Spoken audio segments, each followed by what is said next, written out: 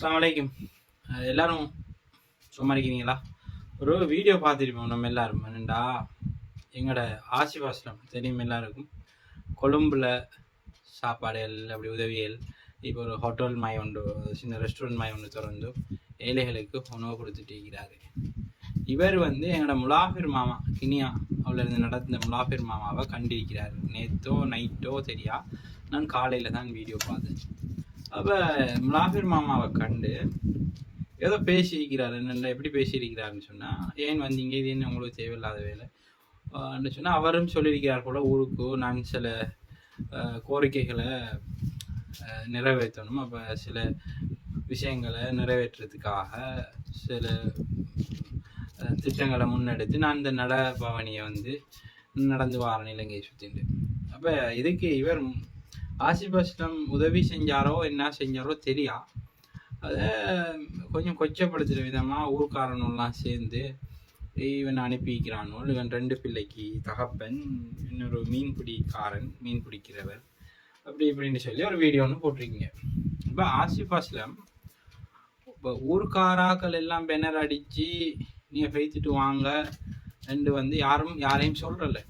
சுவாமி ஊருக்காராக்கள் நான் உண்டு சேர்ந்து பள்ளியில் நின்று நீங்கள் பேய்த்துட்டு வாங்க சுவாமி இலங்கையை சுற்றிட்டு யாரும் சொல்கிறல. அது அவரவர தனி முயற்சி.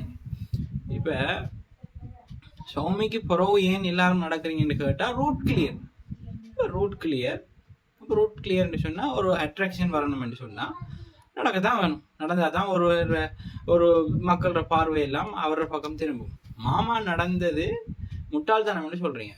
முட்டாள்தனம்னு சொன்னால் நீங்கள் ரோட்டில் நின்று சோறு ஆக்கி கொடுக்குறது முட்டாள்தனம்னு நாங்கள் சொல்லுவோம். ஏன்னு சொன்னால் உங்களுக்கு 1000 பேர் சோறாகி கொடுத்தீக்கி வேலைகளை காட்டி காசுகளை எடுத்து வெளிநாடுகளில் இருந்தோ பணக்காரர்களும் கொடுத்தீங்க. அப்போ நீங்கள் ஒருவன் செஞ்சதை செய்யலையா பிரதர்? எல்லாரும் தனித்தன்மையோட எல்லாருக்கும் இருக்கலாம். ஒருவன் காட்டின வழியை தான் மற்றவன் ஃபாலோ பண்ணணும். அப்போ ஒருவன் உருவாக்கின மேத்தமெட்டிக்ஸை தான் இன்னும் படிச்சுட்டு இருக்கோம். அப்போ சௌமி காட்டினது ரூட் கிளியர். அப்போ ரூட் கிளியர்னு சொன்னால் மக்கள் எல்லாம் சுற்றி வருது, அட்ராக்ஷனை இருக்கிறது. ஒருவன் அட்ராக்ஷன் பக்கம் ஃபோக்கஸ் பண்ண பீப்புள் அவனை என்ன சொல்கிறான்னா அது கேட்கும். அப்போ அவரோட கோரிக்கையில் ஹாஸ்பிட்டல் கிளியர் பண்ணணும், இந்த சின்ன பிரிட்ஜ் ஒன்று இருக்கு கினியாவில் அதை செய்யணும், இப்படி நிறைய ஃபாரின் பிரச்சனை ஏதோ சொல்கிறார் அது கிளியர் பண்ணணும். அப்படி அவர் நிறைய கோரிக்கைகளை வச்சு நடக்கிறார். அப்போ அவருக்கு நீங்கள் ஒரு மோட்டிவேட் கொடுக்கணுமே ஒழிய அவரை கொச்சப்படுத்தி ஊர்க்காரர்களை கேவலப்படுத்தி நீங்கள் அப்படியெல்லாம் சொல்லலாம். மிஸ்டர் ஆசிஃப், உங்களோட பேக்ரவுண்ட் தெரியும், நீங்கள் எப்படி இருந்து ஸ்டார்ட் வந்தீங்கன்னு தெரியும். நாங்கள் முட்டாள்களை எல்லாம் வாட்ச் பண்ணிட்டு இருக்கோம். எங்களுக்கு டைம் இல்லை உங்களுக்கு சின்ன சின்ன விஷயங்களுக்கு ரிப்ளை ஆகிறதுக்கு. ஓகேயா? அப்போ முலாஃபிரை கண்டா நீங்கள் அவருக்கு கொஞ்சம் சல்யூட் பண்ணுங்க. இவர் ஓகே முன் ப்ராக்டிஸ் இல்லாதார், முதல்ல எடுத்த உடனே நடக்கிறார். அப்போ சல்யூட் பண்ணுங்க. உங்களோட ஊருக்கு வந்திக்கிறார் நடந்து ஒரு ட்ரைனிங் இல்லாமல். அப்போ இவரை தான் நீங்கள் பாராட்டணும் இல்லைங்களா? அப்போ இவர் தனிப்பட்ட ரீதியாக அவரோட சுயநலத்துக்கு வரல, அதுண்டா உண்மை. ஏன்னு சொன்னால் ஒரு யூடியூப்ல அக்கௌண்ட் திறக்கல உங்களை மாதிரி, சரியா? டிக்டாக்ல எப்படி வீடியோ போடணுன்னு கூட அவருக்கு தெரியா, அவர் போட்டிருக்கார், வீடியோலாம் பார்த்தா விளங்கும்.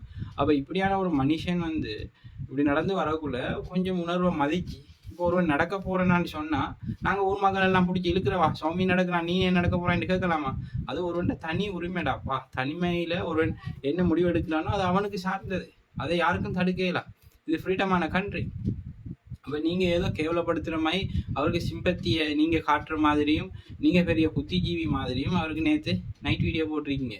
நீங்கள் அப்படி சொல்லக்கூட கால் ரத்த கட்டியாயிருந்தால் கூப்பிட்டு வச்சு ட்ரீட்மெண்ட் கொடுத்து டாக்டர்ஸ்ட்டை கூட்டி போய்த்து கிளியர் ஆக்கி 2 days 1 day ரெஸ்ட் எடுக்கணுமா அதை சொல்லி கிளியர் ஆகி இருந்தால் சந்தோஷப்படுவோம். நீங்கள் என்ன சொல்கிறீங்க? இவன் 2 பிள்ளை வாப்பா இவனே இன்னும் வந்தான், இதெல்லாம் கதைக்கிற கதையா பிரதர்? நீங்கள் மெச்சூரிட்டான ஆள்னு நினச்சி நீங்கள் சின்ன பிள்ளை தானே மயக்கிறீங்க. நீ அப்படியெல்லாம் சொல்லாமல் அவருக்கு ஒரு ஸ்டோரி சொல்லுங்கள், சரியா? அவர் தனி லாபத்துக்காக வேண்டி வரல. நன்றி.